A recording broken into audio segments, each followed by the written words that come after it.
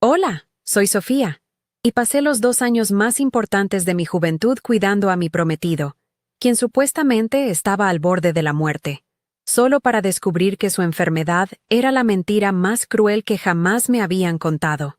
Todo mi mundo, construido sobre el sacrificio y el amor, se vino abajo en un solo instante. ¿Alguna vez has sentido que te han robado la vida delante de tus propios ojos?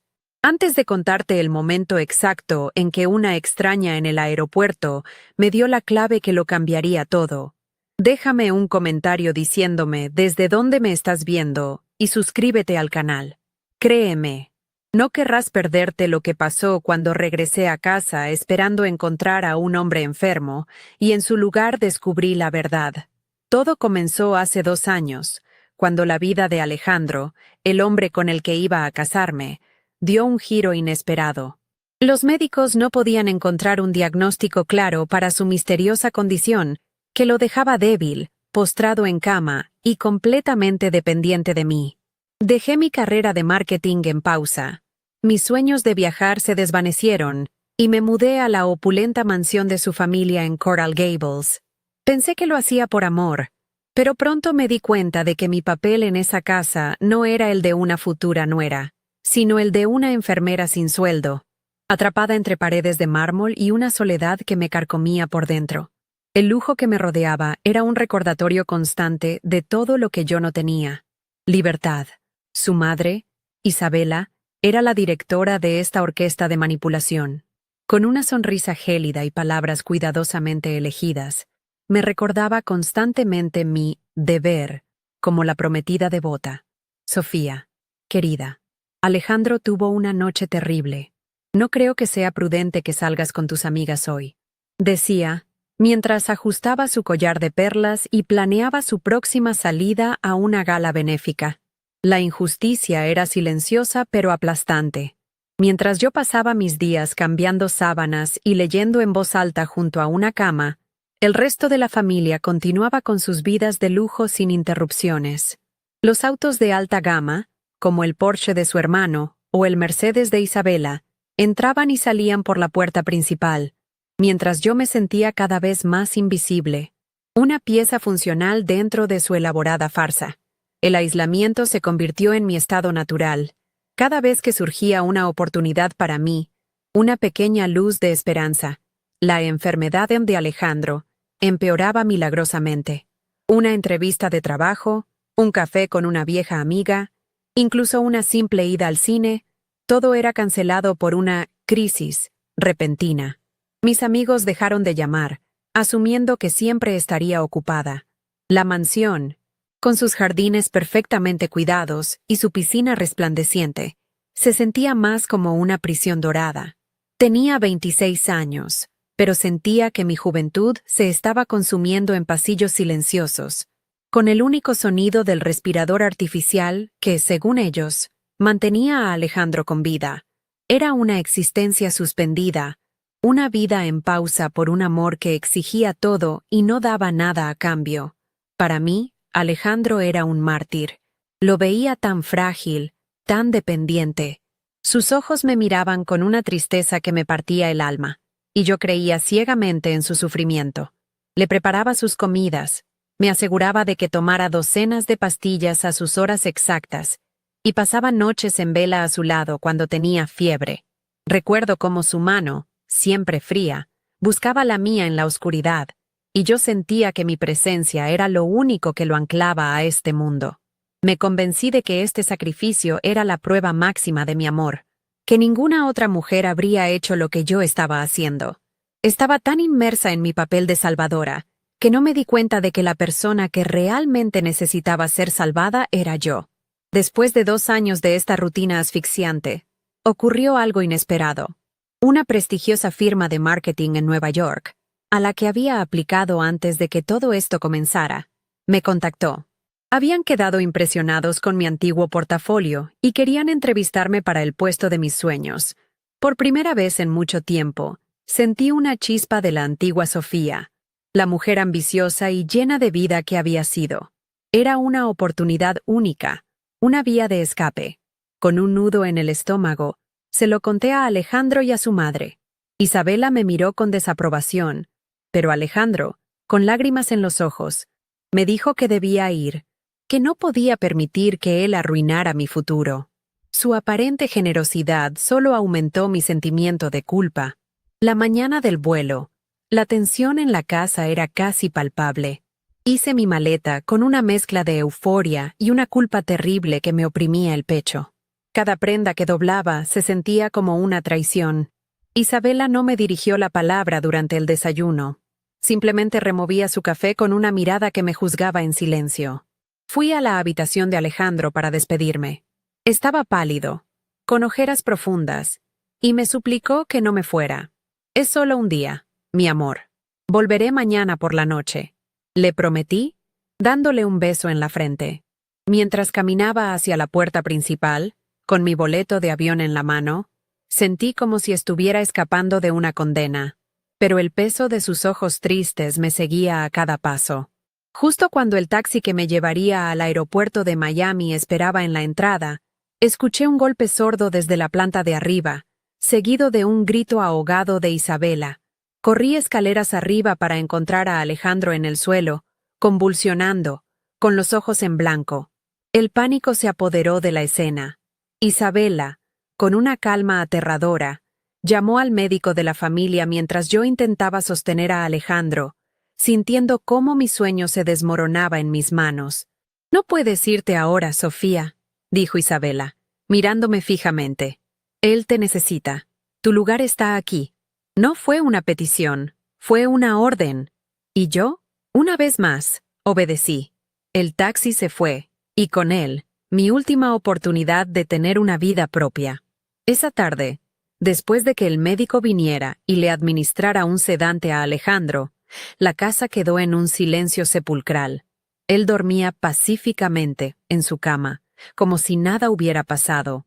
Yo me senté en el borde de la ventana de mi habitación, mirando el jardín perfectamente podado, sintiendo un vacío que nunca antes había experimentado. La decepción era tan profunda que se sentía física, como un dolor en el pecho. Por primera vez, no sentí lástima por él. Sentí rabia, una rabia fría y silenciosa. Miré su rostro sereno en la cama y una pregunta diminuta, casi inaudible, comenzó a formarse en mi mente. ¿Y si todo esto no era real? La idea era tan monstruosa que intenté desecharla, pero se aferró a mí como una sombra, negándose a desaparecer. La duda que había brotado en mi mente se convirtió en una compañera constante, una voz susurrante en el silencio de aquella mansión. Los días que siguieron a mi vuelo perdido se volvieron una tortura lenta. Ya no veía a Alejandro con la misma compasión. Cada quejido, cada petición de agua, cada suspiro de dolor, ahora lo analizaba con una frialdad que me asustaba. ¿Estaba actuando? ¿Era posible que alguien pudiera fingir algo tan grave durante tanto tiempo? Me sentía como una detective en mi propia vida, buscando pistas en los gestos, en el tono de voz, en la forma en que sus ojos a veces brillaban con una vitalidad que no correspondía a la de un hombre al borde de la muerte. La injusticia ya no era solo perder un trabajo, era la posibilidad de haber perdido 2 años de mi vida por una mentira. Mi rutina se transformó en un acto mecánico desprovisto de amor. Preparar su bandeja de comida, organizar sus medicamentos en el pastillero semanal, leerle los titulares del periódico, todo lo hacía con una eficiencia robótica. El sentimiento de sacrificio se había podrido, convirtiéndose en un resentimiento amargo que me llenaba la boca. A veces, mientras le ajustaba las almohadas, me fijaba en su reloj, un Rolex de oro que nunca se quitaba. Parecía tan fuera de lugar en la muñeca de un hombre supuestamente tan débil. Era un símbolo de poder, de un mundo al que él pertenecía, y del que yo era solo una empleada, una cuidadora a la que se le pagaba con la promesa vacía de un futuro juntos. La ironía era tan cruel que a veces tenía que salir de la habitación para que no me vieran sonreír con amargura. Isabela, por su parte, parecía sentir mi cambio de actitud. Se volvió aún más vigilante, sus comentarios más afilados, envueltos en una falsa dulzura que me revolvía el estómago. «Sofía, te ves cansada. ¿Estás segura de que estás durmiendo lo suficiente?», No queremos que tu estrés afecte a Alejandro, me dijo un día mientras yo preparaba un té de hierbas. Sus palabras no eran de preocupación, eran una advertencia. Me estaba diciendo que mi único propósito era servir a su hijo, y que cualquier señal de mi propio agotamiento o infelicidad era una falla en mi deber. Vivía bajo un microscopio, cada movimiento analizado, cada expresión juzgada. La presión era inmensa, un recordatorio constante de que en esa casa, mis sentimientos no importaban en lo más mínimo. La dependencia económica era otra de las cadenas que me ataban. Había agotado mis ahorros durante el primer año, creyendo que sería algo temporal. Ahora, dependía completamente de ellos para todo. Si necesitaba ropa nueva o productos de higiene personal, tenía que pedírselo a Isabela, quien me entregaba el dinero con una condescendencia apenas disimulada, como si me estuviera haciendo el favor más grande del mundo. Me sentía humillada, reducida a una niña pidiendo su mesada. Mientras tanto, veía cómo gastaban fortunas en cenas benéficas, en arte para la casa o en el último modelo del Mercedes que conducía el padre de Alejandro. Yo vivía rodeada de una riqueza obscena, pero me sentía más pobre y desamparada que nunca en mi vida. A veces, por la noche, cuando todos dormían, sacaba mi vieja laptop y miraba fotos de mi vida anterior. Fotos con mis amigas en un bar de Wynwood, riendo a carcajadas.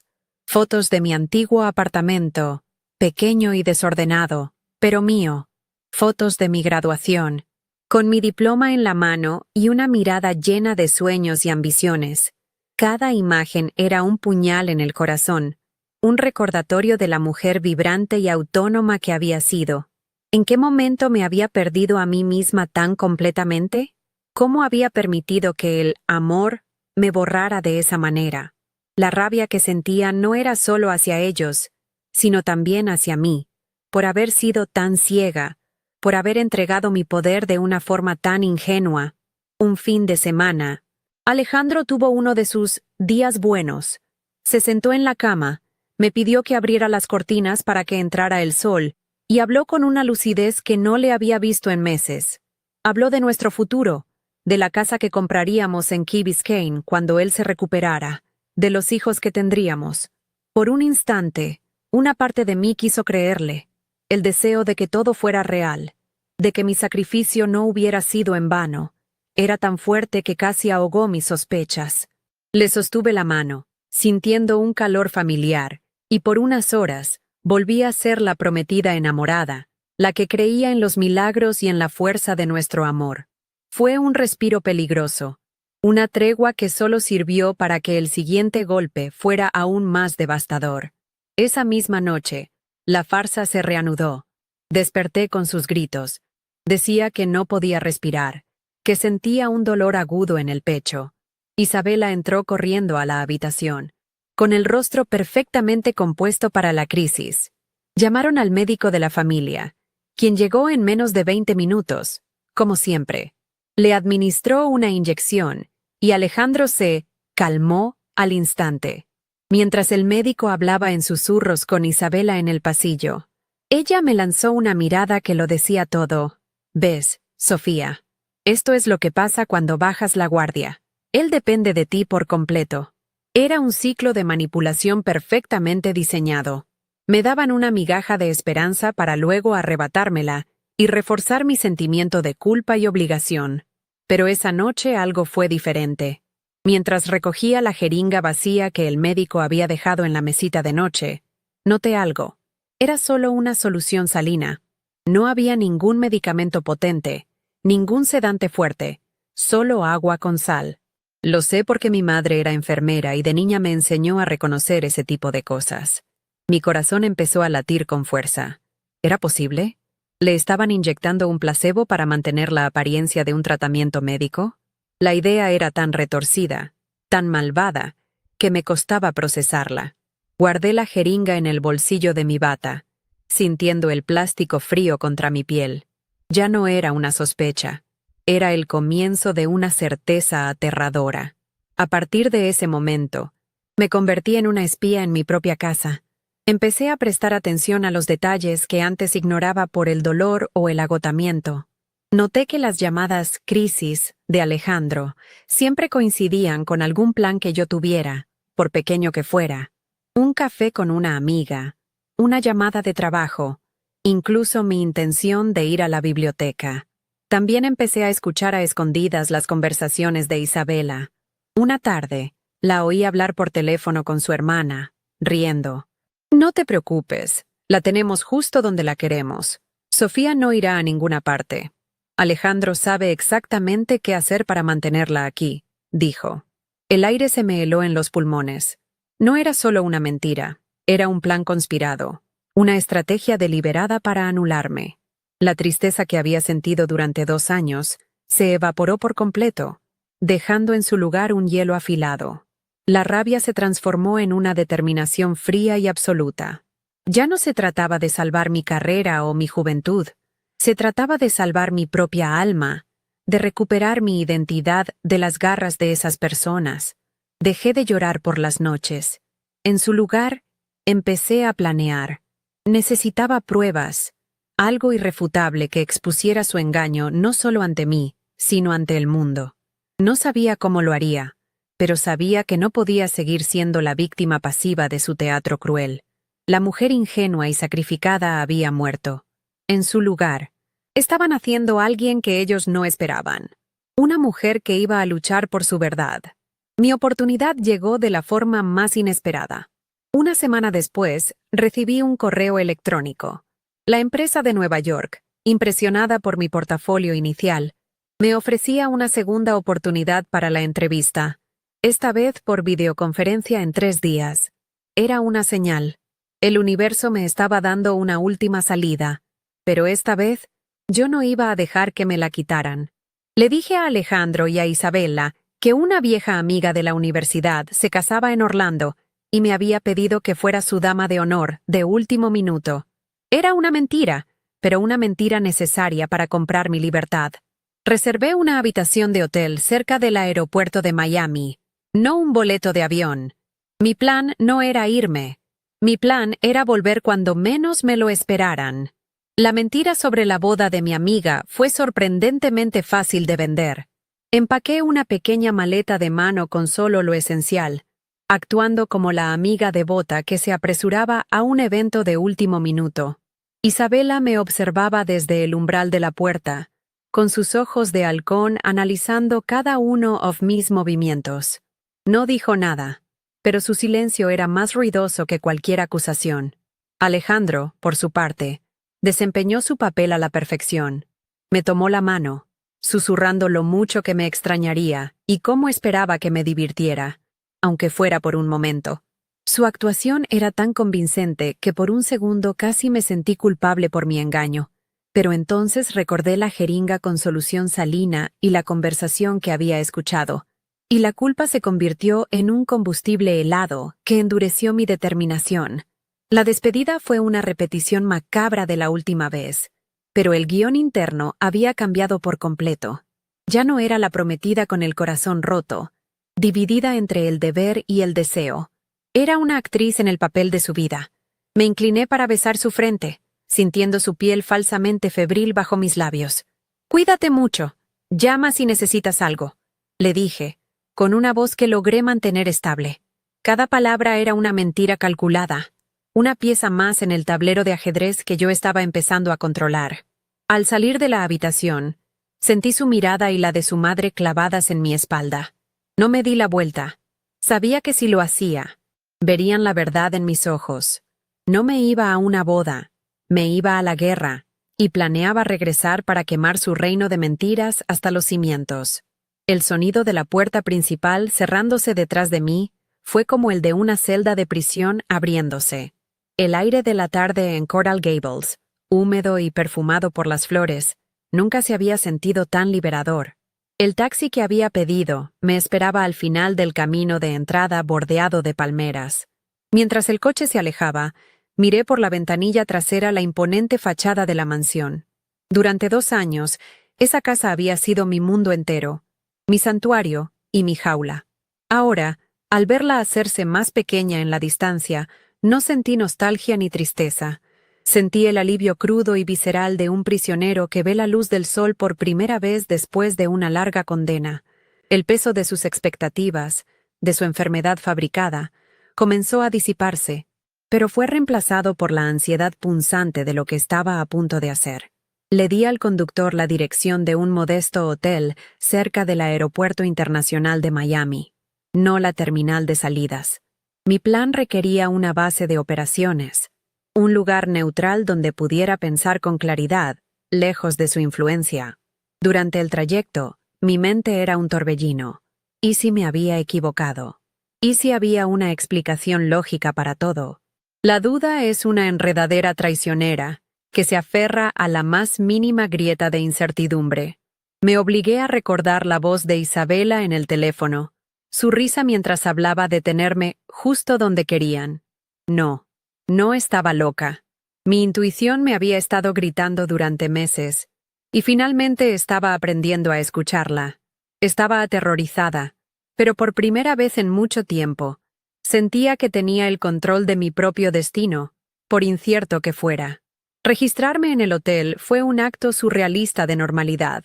La recepcionista me sonrió, me entregó una tarjeta de acceso y me deseó una estancia agradable. Nadie sabía que yo no era una turista ni una viajera de negocios, sino una mujer a punto de desmantelar su vida entera. La habitación era impersonal y limpia, con una cama anónima y una vista a un estacionamiento. Era el antídoto perfecto para el lujo opresivo de la mansión. Dejé mi pequeña maleta en el suelo, me senté en el borde de la cama y respiré hondo.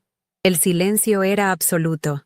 No había monitores cardíacos falsos, ni suspiros ensayados, ni pasos sigilosos de Isabela vigilándome.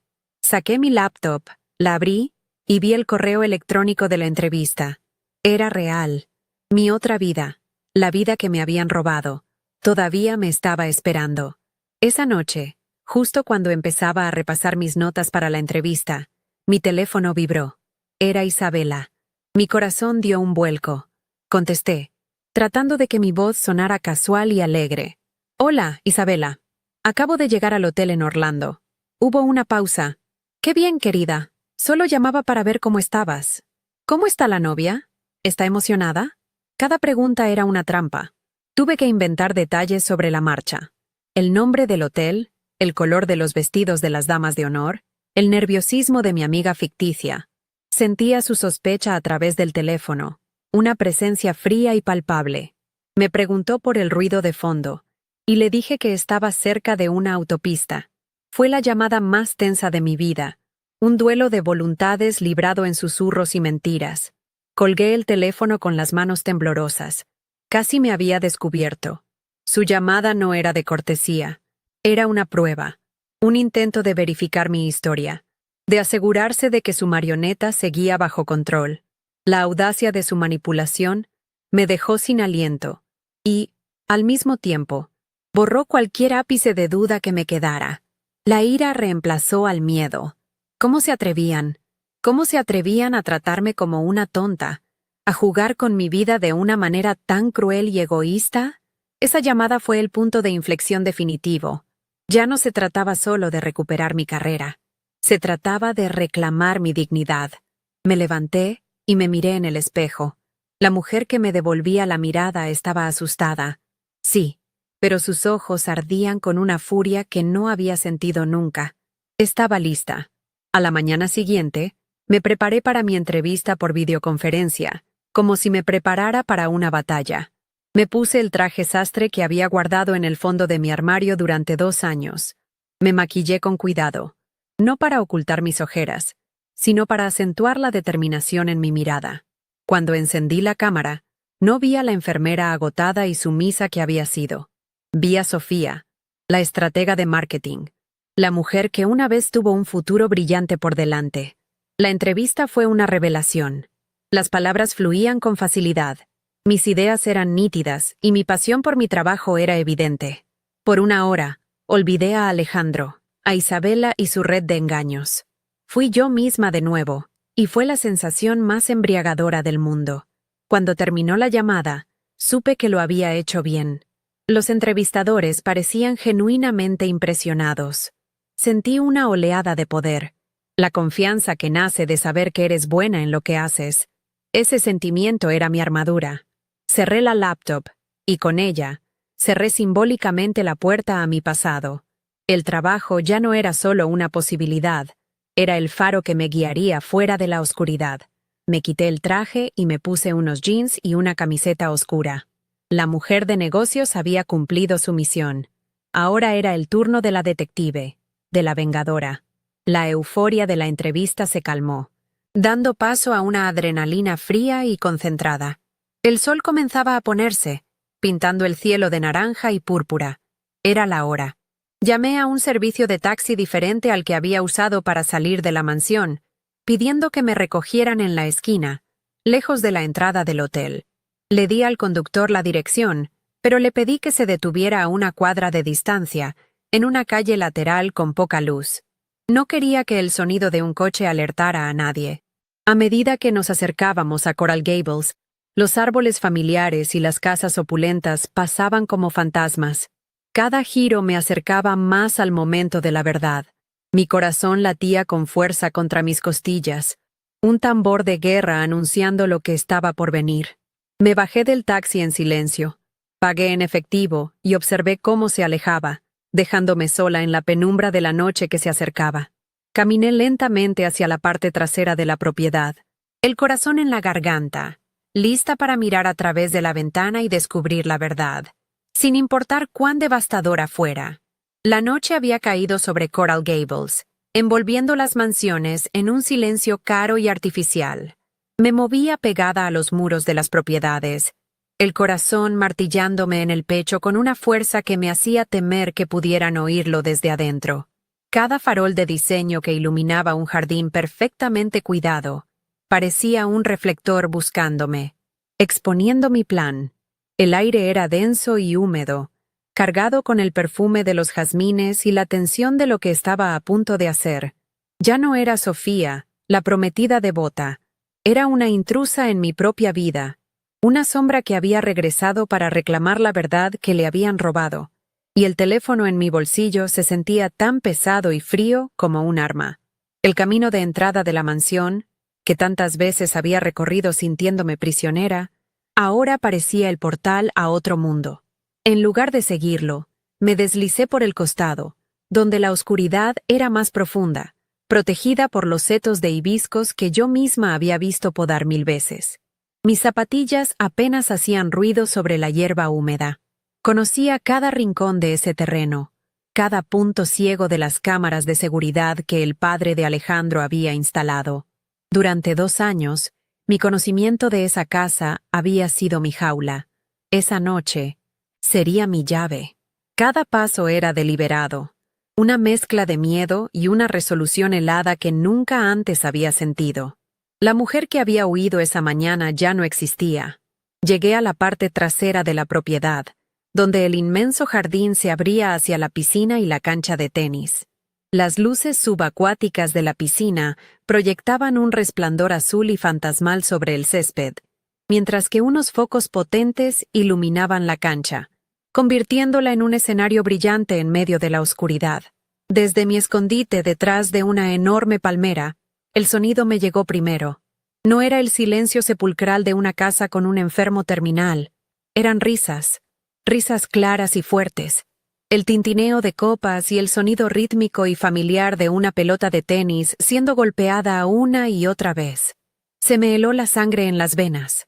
Era un sonido tan normal, tan lleno de vida, que en el contexto de mi realidad, era la cosa más monstruosa que podía haber escuchado.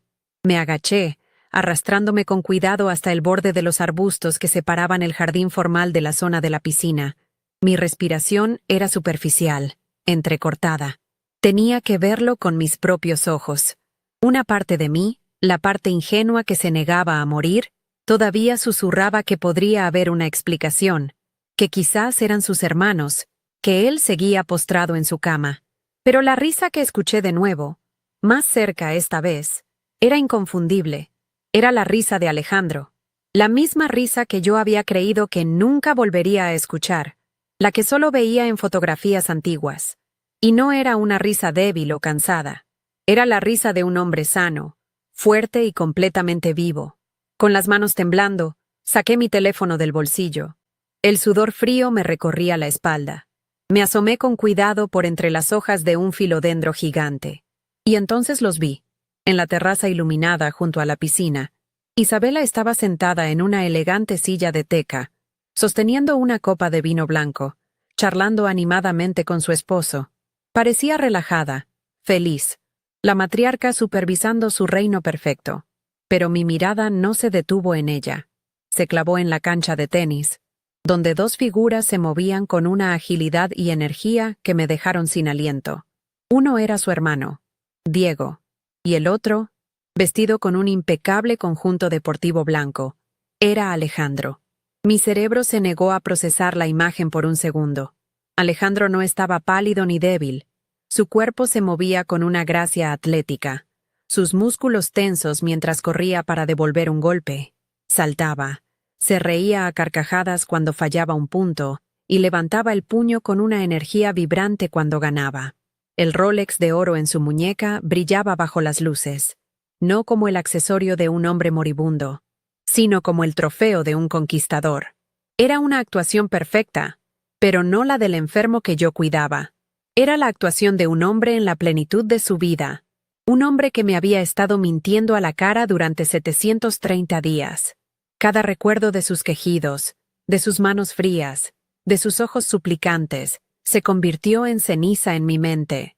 Sentí una oleada de náuseas, seguida de una rabia tan pura y blanca que quemó todas las demás emociones. El dolor, la tristeza, la culpa. Todo desapareció, reemplazado por un vacío gélido y una claridad absoluta. Levanté el teléfono. Mis manos ya no temblaban. Con un pulso firme y una precisión quirúrgica, abrí la aplicación de la cámara, ajusté el zoom y pulsé el botón rojo de grabar. El dispositivo se sentía como una extensión de mi voluntad, un ojo imparcial que capturaría la verdad en toda su crudeza.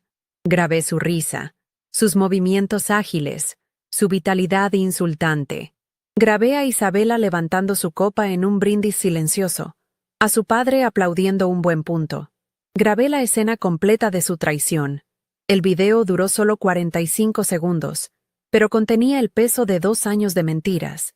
Cada fotograma era una prueba irrefutable de su engaño. Detuve la grabación y guardé el archivo, mi corazón latiendo ahora con un ritmo diferente. No de miedo, sino de poder.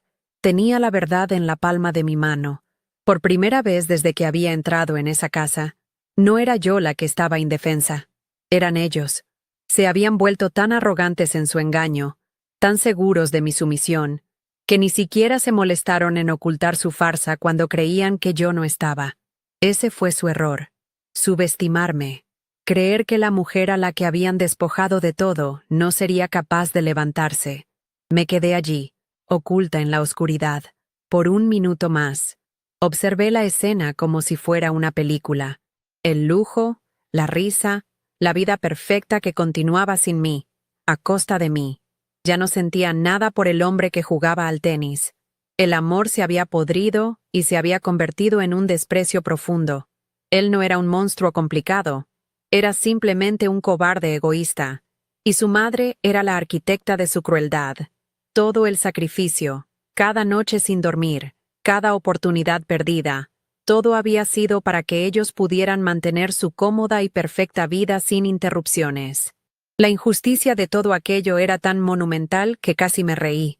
Respiré hondo, el aire de la noche llenando mis pulmones con una nueva determinación. Apagué la pantalla del teléfono y lo deslicé de nuevo en mi bolsillo. Me puse de pie lentamente, saliendo de las sombras de los arbustos.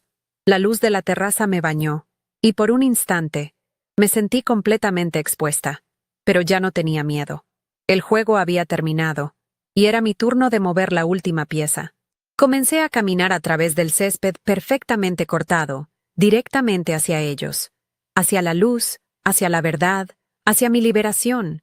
Cada paso era firme, silencioso, el de una mujer que había ido al infierno y había regresado, no con las manos vacías, sino con la prueba que quemaría su mundo hasta los cimientos. Mi avance a través del césped fue silencioso, deliberado.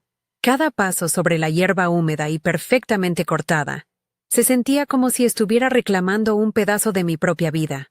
El sonido del juego de tenis se hacía más fuerte, más nítido, una banda sonora surrealista para el momento más real que había vivido en 2 años.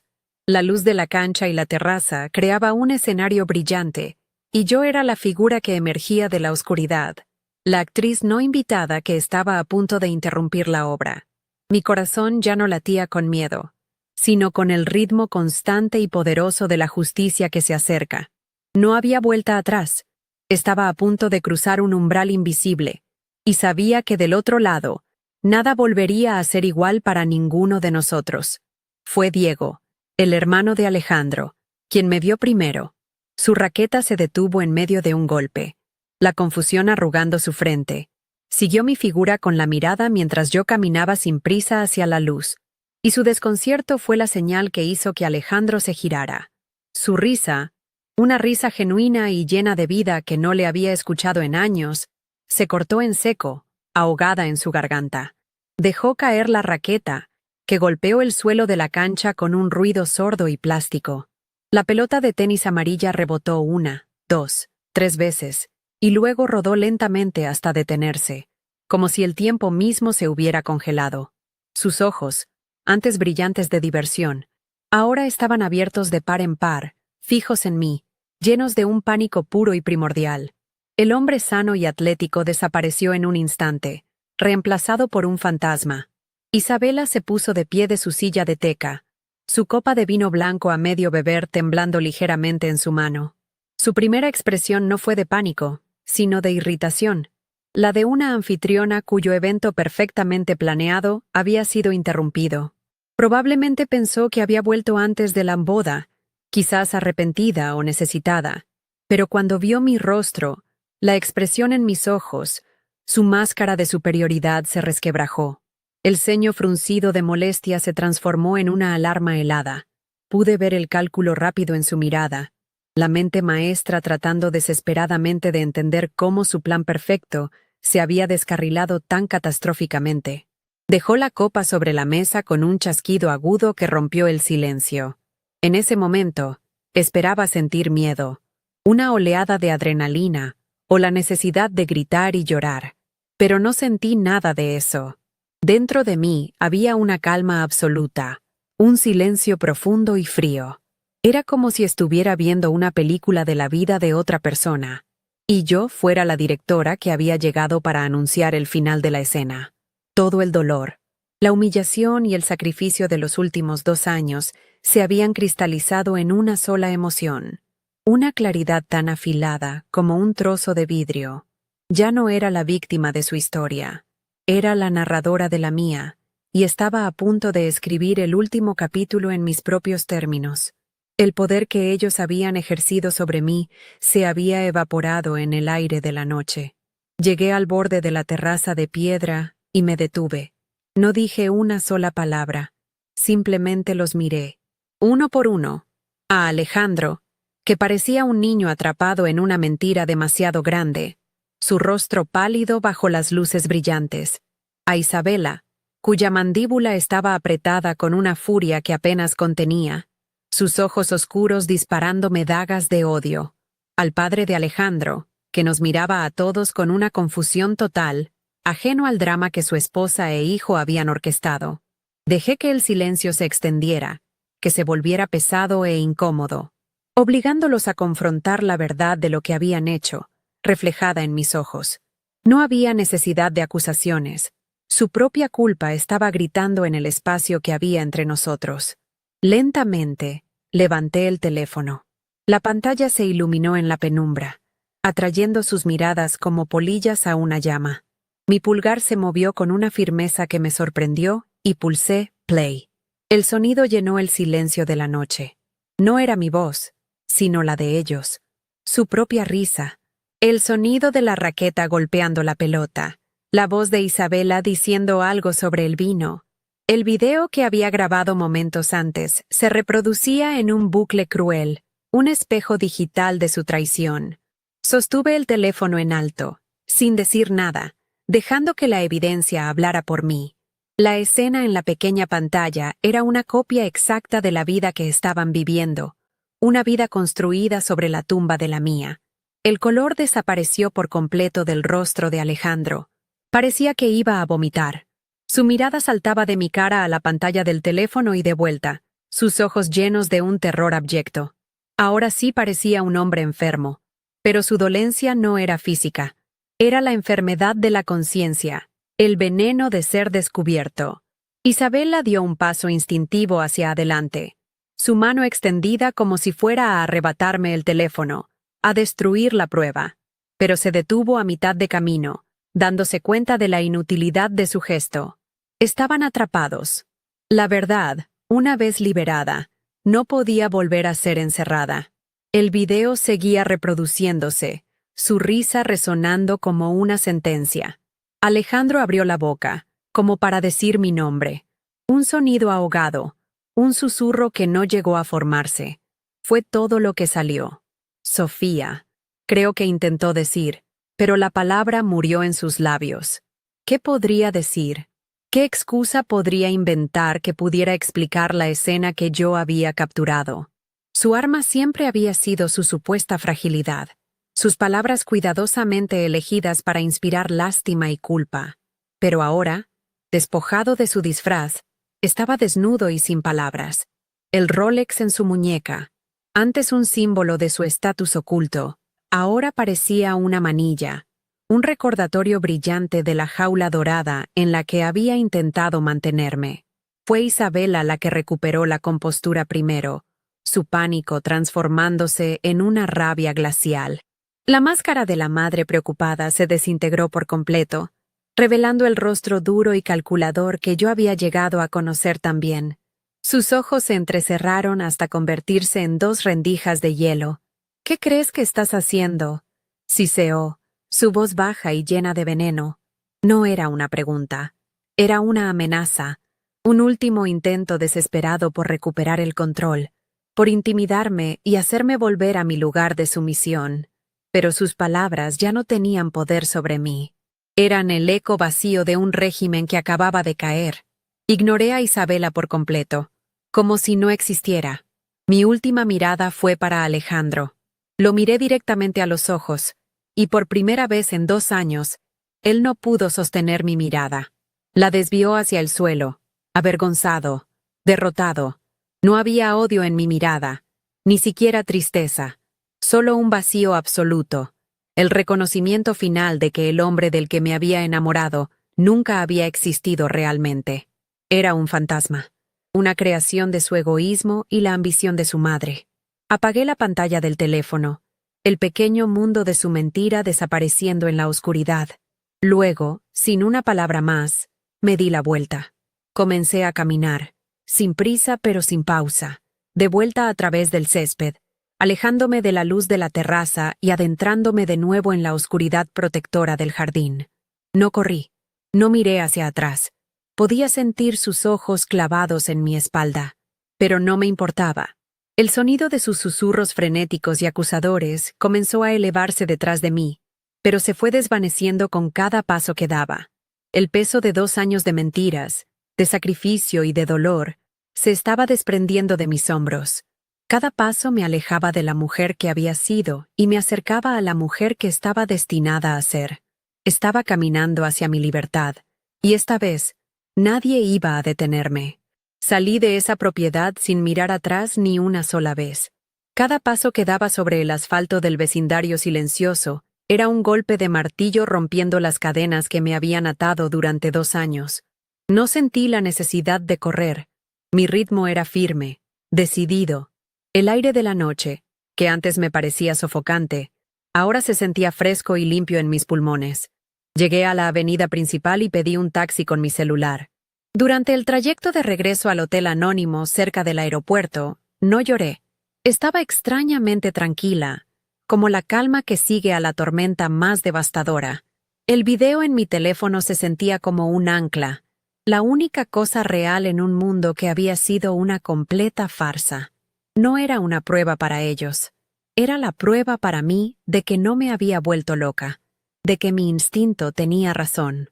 Al llegar a la habitación impersonal del hotel, la puerta se cerró detrás de mí con un clic suave que sonó como el sello final de mi libertad. Lo primero que hice fue sentarme en la cama y, uno por uno, bloquear sus números de teléfono: Alejandro, Isabela, Diego, incluso el de su padre. Fue un acto simple, digital, pero se sintió como si estuviera tapiando la entrada a una tumba. Luego, por primera vez en 2 años, pensé en qué quería comer yo. No lo que era fácil de digerir para un enfermo, no lo que Isabela consideraba apropiado. Pedí una pizza grasienta con extra queso y una soda, y la comí directamente de la caja, sentada en el suelo, mirando las luces anónimas de la ciudad por la ventana. No sentí una explosión de alegría, sino un alivio profundo y silencioso. Era la primera comida de mi nueva vida, y sabía a soberanía. A la mañana siguiente, me desperté con los primeros rayos de sol, sin el sonido fingido de una tos o el pitido de un monitor. Me sentía ligera, como si me hubieran quitado un peso de 100 kilos de encima. Abrí mi laptop y vi un nuevo correo electrónico. Era de la empresa de Nueva York. Estimada Sofía, su entrevista fue excepcional. Nos gustaría programar una segunda llamada para discutir los términos de una oferta. Mis ojos se llenaron de lágrimas, pero esta vez eran lágrimas de validación, no de tristeza. Mi futuro no se había borrado, solo había estado en pausa, esperándome. Respondí de inmediato, con una profesionalidad que creía haber perdido, confirmando mi disponibilidad. El mundo que me habían intentado robar todavía estaba ahí, con las puertas abiertas, esperándome. La vida seguía, y por fin, yo también. Sabía que no podía simplemente desaparecer sin atar los cabos sueltos. Busqué en Internet y contacté a una abogada especializada en disputas domésticas y abuso emocional. Le conté la historia por teléfono, con una voz que sonaba sorprendentemente firme. Al principio, creo que dudó de la magnitud de lo que le contaba, hasta que le envié el video. Hubo un largo silencio al otro lado de la línea, seguido de un «Dios mío». Me aconsejó que no regresara a la mansión bajo ninguna circunstancia. Se encargaría de coordinar la recuperación de mis pertenencias. Mientras colgaba, me di cuenta de algo. No quería nada de esa casa, ni la ropa de diseñador que me habían regalado, ni las joyas, ni los libros. Todo estaba manchado por su mentira. Le envié un correo a la abogada diciéndole que donara todo a la caridad. Mi único equipaje sería la libertad que acababa de ganar. Unos días después, mientras finalizaba los detalles de mi mudanza, recibí un mensaje de un número desconocido. Era Alejandro. Un párrafo larguísimo, lleno de súplicas, de lo siento, de culpas hacia su madre, diciendo que él también era una víctima de su control, que me amaba más que a nada y que no podía vivir sin mí. Leí sus palabras, las mismas que 2 años atrás me habrían hecho volver corriendo a su lado, y no sentí absolutamente nada. Ni una punzada de lástima, ni un eco de amor. Era como leer la carta de un extraño. Su manipulación se había vuelto transparente, patética. Borré el mensaje, bloqueé el número y seguí empacando mi vida en una sola maleta. Su poder sobre mí se había extinguido por completo, reducido a un puñado de palabras vacías en una pantalla que ya no me importaba. La noticia, o al menos la versión de Isabela, no tardó en extenderse por nuestro antiguo círculo social. Empecé a recibir mensajes de amigos, en común, preguntándome cómo pude haber abandonado a Alejandro en un momento tan crítico.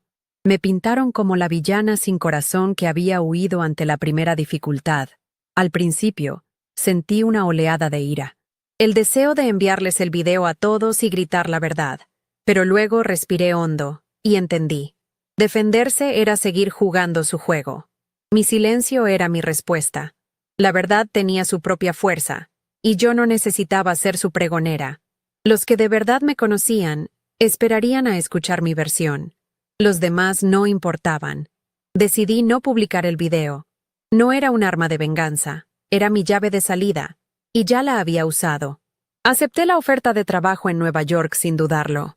El sueldo era generoso, más que suficiente para empezar de cero en una de las ciudades más caras del mundo. Compré un boleto de avión solo de ida. Subir a ese avión en el aeropuerto de Miami fue un acto de cierre definitivo. Mientras la aeronave ascendía, miré por la ventanilla. Abajo, Coral Gables era solo un mosaico de techos rojos y piscinas azules, un paraíso artificial que había sido mi infierno personal. No sentí nostalgia, solo un inmenso alivio, como el de un buzo que sale a la superficie después de quedarse sin aire. Estaba dejando atrás no solo a una familia de mentirosos, sino a la versión de mí misma que había permitido que la anularan. El cielo se abrió frente a mí, lleno de posibilidades. Meses después, ya instalada en mi pequeño pero acogedor apartamento en Brooklyn, me llegó un rumor a través de una vieja amiga de Miami.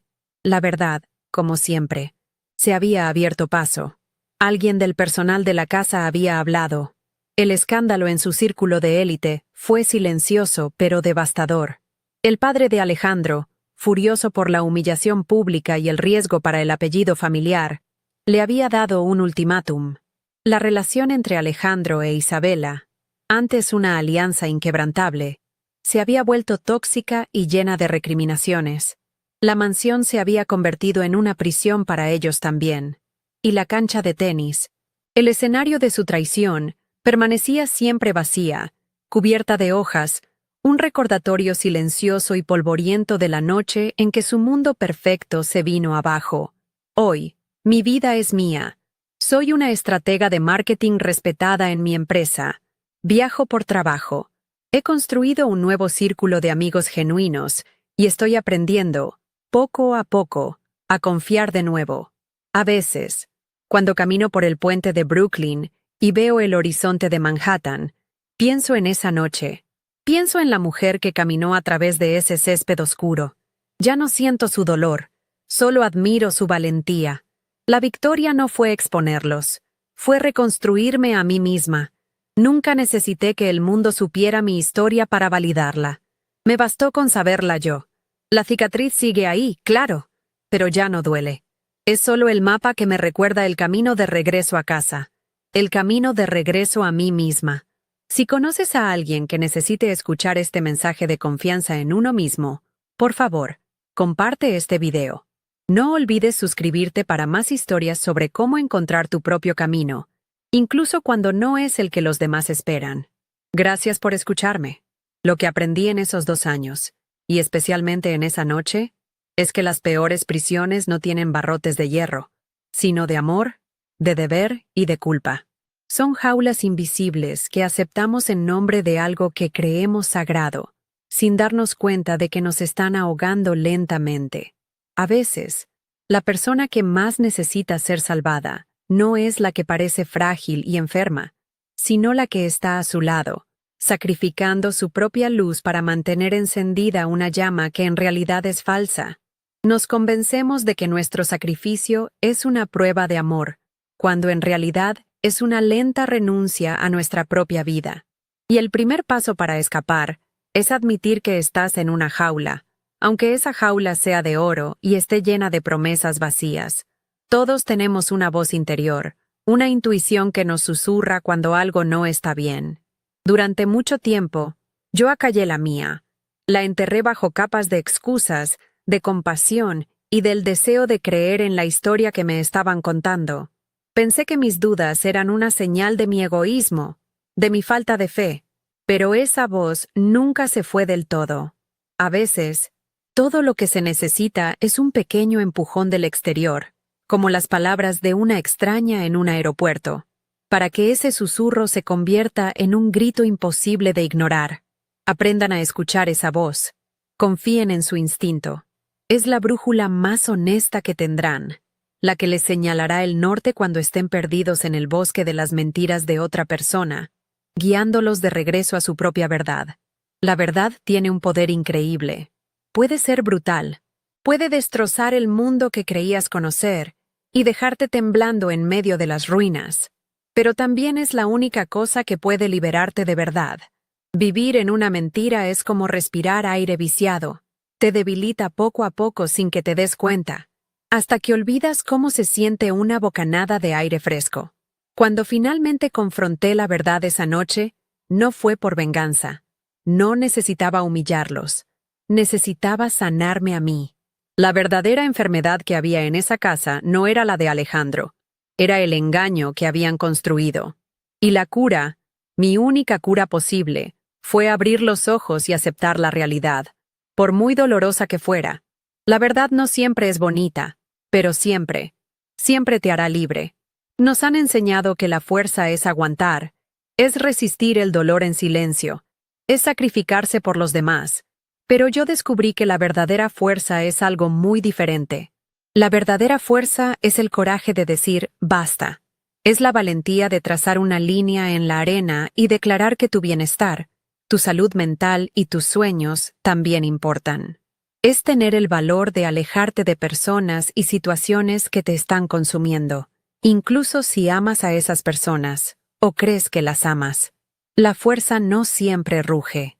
A veces, es la voz tranquila al final del día que dice, lo intentaré de nuevo mañana, pero en un lugar diferente, en un camino nuevo, en un camino que sea verdaderamente tuyo. Mucha gente me pregunta si los perdoné, y mi respuesta es que el perdón no se trata de ellos, se trata de mí. Perdoné a la Sofía de antes por no haberse dado cuenta, por haber sido tan ingenua, por haber entregado su poder. Dejé ir la rabia no porque ellos merecieran mi paz, sino porque yo la merecía. Aferrarse al resentimiento es como dejar que alguien que te hizo daño viva en tu cabeza, sin pagar alquiler. La mejor forma de cerrar ese capítulo no fue desearles el mal, sino enfocar toda mi energía en construir una vida tan plena y feliz que su recuerdo se convirtiera en un eco lejano, en una lección aprendida, en lugar de una herida abierta. Mi felicidad es mi respuesta a todo lo que me hicieron. Mi historia puede parecer dramática, pero sé que los sentimientos que la impulsan son universales. El sentimiento de estar atrapado, de ser invisible, de darlo todo y no recibir nada más que migajas. Si algo de lo que he contado resuena contigo, quiero que sepas esto. Nunca es demasiado tarde para reescribir tu historia. No importa cuánto tiempo hayas invertido en una mentira. Siempre tienes el poder de elegir la verdad. Tu vida te pertenece a ti y a nadie más. Recuperar las riendas puede dar miedo, puede sentirse solitario al principio, pero te prometo que al otro lado de ese miedo está la persona que siempre debiste ser, esperándote con los brazos abiertos. Tu futuro no está escrito. Ve y tómalo.